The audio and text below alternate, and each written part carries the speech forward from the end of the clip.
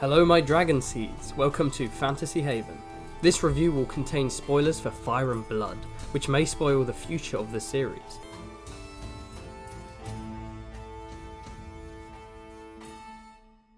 Pretty uneventful episode, not much happened, same old stuff as usual, you know.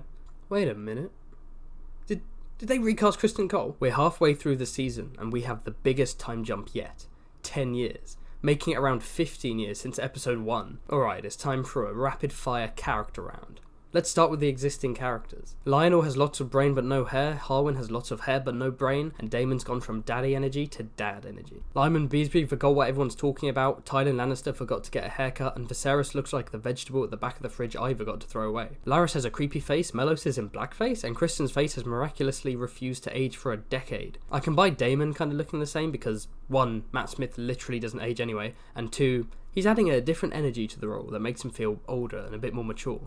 Criston, my man literally just had a minor haircut. It's gotta be those Dornish genes, goddamn. For now, I can buy a young Criston being early 20s and this Criston being early 30s. I think I can buy that. Let's move on to the new characters. Grand Maester Orwyle is probably the only reason Viserys is still alive, and Jasper Wilde displaying a dislike for Daemon this early is good setup for his eventual support of the Greens. We finally met Rhaenyra's children, the normal one, and the baby. And Daemon's children too, the normal one who can ride a dragon and the normal one who can't ride a dragon. Cool. What about Alicent's children? Let me see, we've got the pervert, the bug girl, and the school shooter. Awesome. Fun fact, Prince Aegon is played by Ty Tennant, the adopted son of David Tennant, the 10th Doctor, and the biological son of Georgia Moffat, who starred on Doctor Who as the 10th Doctor's daughter/clone. No relation to Stephen Moffat, who wrote the show from 2010 to 2017, but absolutely relation to her father Peter Davison, not to be confused with Pete Davidson, who played the 5th Doctor. So what I'm saying is the 5th Doctor's grandson, who's also the son of the Doctor's daughter, who is actually the Doctor's daughter, as well as the son of the 10th Doctor, is playing the 11th Doctor's nephew.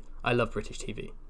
And I love nepotism. If I had a nickel for every time a neurotic playboy wanked off to a city skyline, I'd have 3 nickels, which is an absurd amount of nickels to have for something so specific. I mean, damn, what's he even flaying his eel to? The dragon pit? Are some of those clouds shaped like Melisandre or something? Bro, what happens if a fucking pigeon just thinks it sees food and dive bombs him? I wasn't expecting 2 white worms in one season, damn. Imagine the commoners down below watching up in horror. That's the real pink dread, if you know what I mean. So many princes have flown from this window, it's tragic. Yeah, right, that's enough. Oh yeah, here's some advice to mothers out there. If your teenager is butt naked making a bald man cry, don't grab his face and start shouting him about his older sister. His sexual development will not go well. As well as recasting Criston Cole, the show has replaced 4 actors. Rhaenyra and Alicent have similar vibes to their younger selves, but now they feel like actual adults. Emma Darcy has a similar face shape to Millie Alcock, especially the eyes, but not so much the nose. I guess Rhaenyra's nose became a lot more regal when she hit her 20s. Oh, and adult Alicent looks scarily similar to young Alicent. Laena was a great recast. It's fun to see this inquisitive child grow into a confident young woman and now into an authoritative wife and mother. Adult Laenor brought a lot of personality to the role, although he looks more like his child version than his teenage version. Recasting the teens was a risky but smart decision. These characters now feel like actual adults and parents. Miguel's cheeky pair of one-takes was a great introduction to the new Rhaenyra, Alicent and Laenor.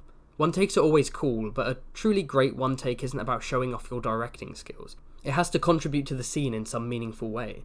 In Game of Thrones, they help to ground the battle scenes and put us in Jon Snow's boots. In this, they're reintroducing us to Rhaenyra and grounding her.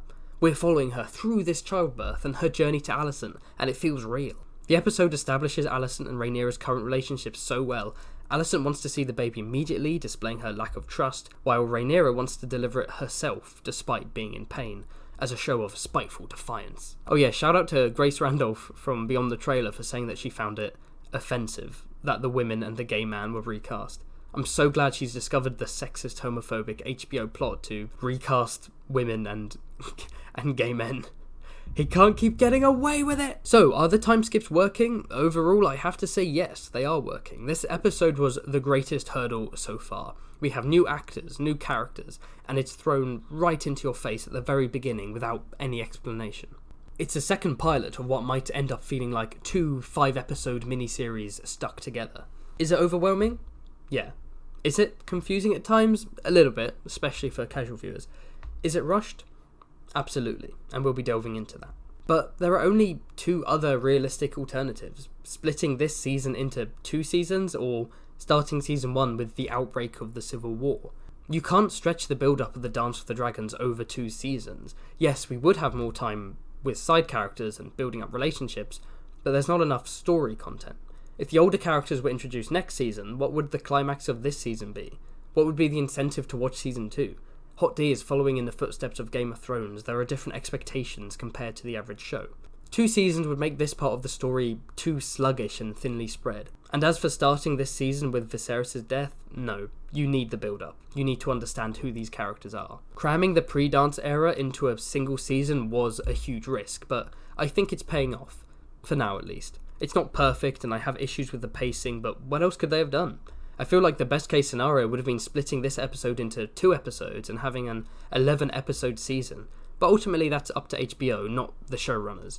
HBO delegates the budget, after all. So what are my criticisms of the episode? It's too rushed. Harwin is pretty cool this episode, and I really like the tenderness he shows Rhaenyra and the kids, in contrast to his monkey moment in the courtyard. But he hasn't been given enough screen time this season. The show never properly introduced him as a character. In fact, Hot D seems to be struggling to introduce side characters effectively. They just need a few memorable lines of dialogue while the camera focuses on them for more than 5 seconds so casual audiences can remember who they are. The fire at Harrenhal needed a bit more time. Maybe Lionel fleeing to the other side of the room and realising his door's also locked, or Lionel collapsing from the smoke, or something. It cut away so abruptly, it wasn't even obvious that Lionel had died. But this isn't a huge deal. This isn't nearly as rushed as Laena's death. Besides Kristen getting away with murder with no explanation, this is the second major misstep of the show. One moment Laena is in agony trying to give birth, and the next she just teleports by herself outside the manse, with Daemon like 2 whole minutes behind her. How did she outrun him? Also, Laena choosing to kill herself and her unborn child, instead of killing herself to potentially save her unborn child, feels like a theme and a character moment that should have been explored in some way earlier on. It's especially disappointing because her death in the book is so much better in my opinion. She has a stillborn, she's dying of a fever, she wants to ride Vhagar one last time but collapses, so Daemon takes her back to bed and stays with her as she dies. You could have mixed these up, have Laena give birth to a stillborn baby, she's dying of fever or blood loss, she staggers to Vhagar and kills herself with dragonfire. Either with Daemon's help, to humanise his character more, or with the help of her maids if they want to show that their marriage has deteriorated. Either way, it's better than having her magically teleport all by herself in order to kill herself and her unborn child instead of trying to save the child. I don't know. The whole thing is rushed and poorly edited. Also, the overly sad music that plays when she dies was ridiculous. This character does not warrant that music. She was cool, and it's a shame she died, but it wasn't emotional. If anything, the scene would have felt more impactful if it was silent. But let's end on a positive note. On my second watch, I was able to appreciate just how good the dialogue is. It really is early Game of Thrones vibes. Also, I love Lara Strong. In a show full of complex grey characters who feel more grounded but less vibrant than Game of Thrones characters, it's fun to have an outright psychopathic villain like Larys. Someone who revels in torture and shows no remorse for murdering his family. The actor is great, the character is creepy, and I cannot wait to see his plan unfold.